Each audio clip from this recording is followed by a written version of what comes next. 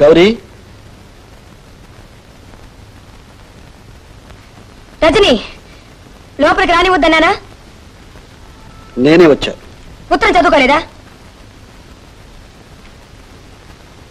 గౌరీ, నిన్ను తీసుకెళ్ళడానికే వచ్చాను. మీరెవరు, నేనెవరు? నువ్వెవరా? ఏ అలాంటే తప్ప? నువ్వేమన్నా తప్పలేదు. తప్పంతా నాది. రా, ఇంటికి వెళదాం. నేను ఎవరినని మీతో రావాలి? కట్టుకున్న భార్య కనుక. మీరు కట్టిన తాళి తిరిగి ఇచ్చేసానుగా. ఇచ్చినంత మాత్రాన భార్యవి కాకుండా పోతావా? ఎవరు భార్య, ఎవరికి భార్య? నాకేదో మొగడే రానట్టు, పెళ్లే కానట్టు, గతే లేనట్టు ఆ ముసలాడు మీ దగ్గరకు వచ్చి బతిమాలితే మీరేదో నన్ను ఉద్ధరించడానికి ఆ 3 ముళ్ళు వేసి పారేశారు. ఇష్టం లేని వాళ్ళతో కాపురం చేయడానికి నేను పశువుని కాను. గౌరీ, కోపంలో నువ్వు ఏదో అన్నావు, నేను ఏదో అన్నాను. ఇష్టమే లేకపోతే ఇన్నేళ్లు ఇద్దరు కలిసి కాపురం చేసేవాళ్ళం కాదు. ఇద్దరు పిల్లలకు తల్లిదండ్రులు అయ్యేవాళ్ళం. పశువులు కూడా కంటున్నాయి, ప్రేమతో కంటున్నాయా? ఏదో తాత్కాలిక ఉద్రేకం.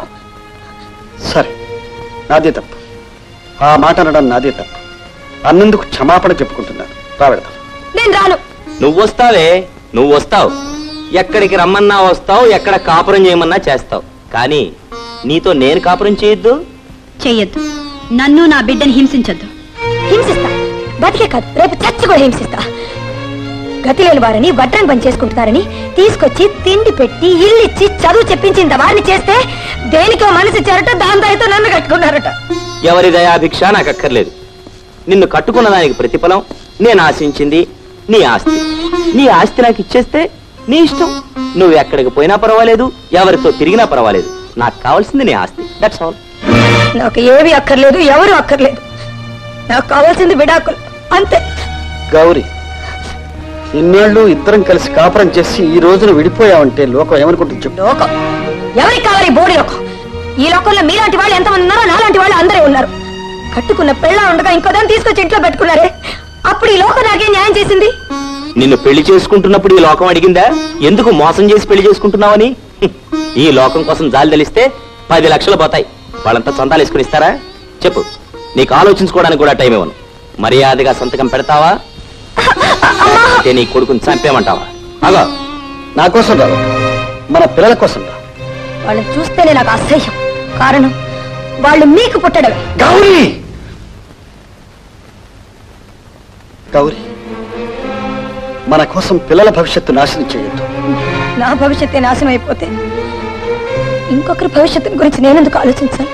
కనీసం పిల్లల కోసమైనా మనం కాపురం చేయాలి. ఆ అవసరం నాకు లేదు. పోనీ నాకుందనుకో.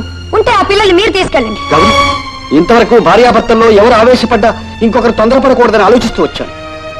ఇప్పుడు నీ ధోరణి మరీ శుతిమించిపోయింది. తాడు తెగే వరకు లాగొద్దు.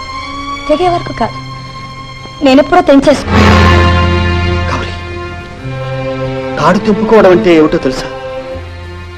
భర్త చావడం. వాడిని చేయకండి. వాడిని కన్నందుకు నన్ను చంపండి. నిన్ను చంపను, వాణ్ణి చంపను. చిత్రహింసలు చేస్తూ ఉంటాను. నువ్వు చూసి సహించలేకపోతే సంతకాలు పెట్టి మానేస్తాను. ఏదో కాగితాలు పడగా.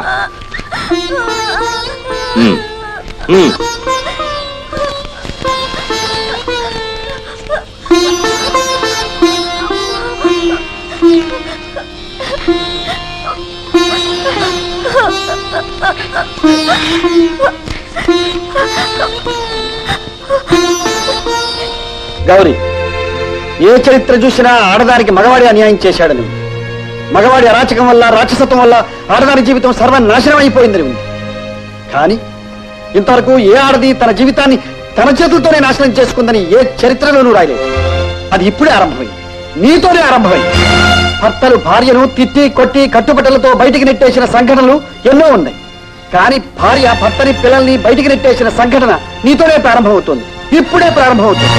తను సుఖపడకుండా, తన వాళ్ళని సుఖపడనివ్వకుండా అందరినీ నలిపి నలిపి చంపేసే ఆడది ఆడదే కాదు.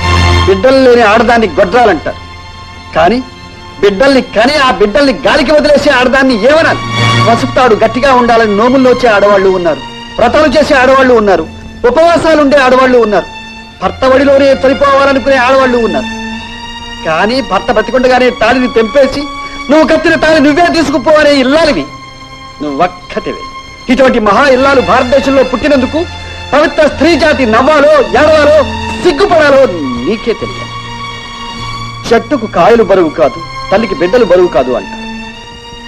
ఈ తల్లికి బిడ్డలు బరువైనా ఈ తండ్రికి మాత్రం బిడ్డలు బరువు కాదు.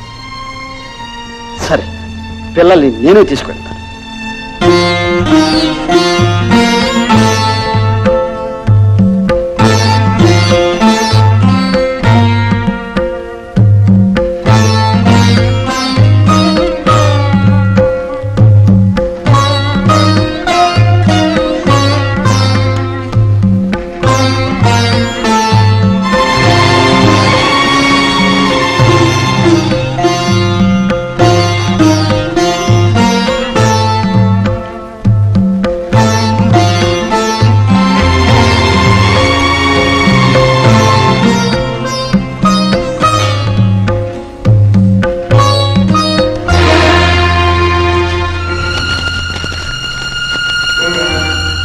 చక్రవర్తి గారు, క్షమించండి.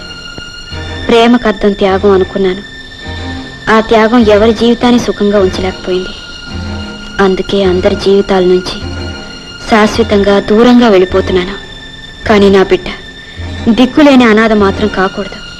మీరు ఆమె నా బిడ్డకి తల్లిదండ్రులు కాగలిగితే నాకు జీవితంలో అంతకంటే కావాల్సింది ఏమీ లేదు. ఇదొక్కటే నేను మీ నుంచి ఆశించేది. ఇకనైనా మీ జీవితం, సంసారం సుఖంగా ఉండాలని కోరుకుంటున్నాను.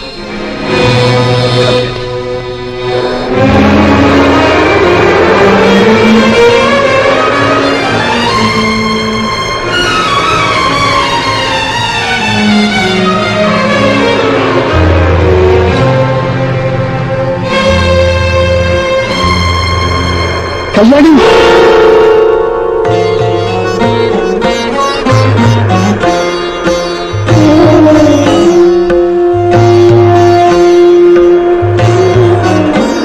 కళ్యాణి, కళ్యాణి.